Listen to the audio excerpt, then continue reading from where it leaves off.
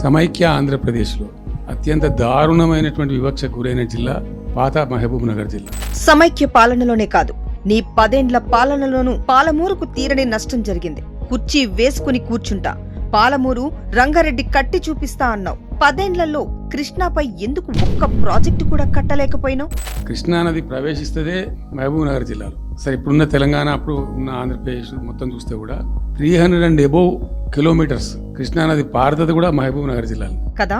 తెలంగాణలోనే కృష్ణా పరివాహక ప్రాంతం ఎక్కువని నువ్వే చెప్తున్నావు. మరి మన నీళ్లన్నీ ఆంధ్రాకి అప్పగించి కేవలం 299 టీఎంసీలు మాకు చాలని సంతకాలు పెట్టి పాలమూరుకు మరణ శాసనం రాసింది నువ్వే కదా.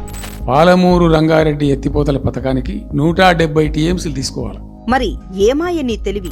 175 టీఎంసీలు దేవుడెరుగు. మైనర్ ఇరిగేషన్ మీద, పోలవరం గోదావరి జలాల డైవర్షన్ రీప్లేస్మెంట్ మీద ఆధారపడి పాలమూరు కట్టాల్సిన దుస్థితి తెచ్చింది నువ్వు కాదా? డిపిఆర్ వాపసు పంపించారండి. మేము ఉన్న రోజులు రాలే డిపిఆర్ వాపసు.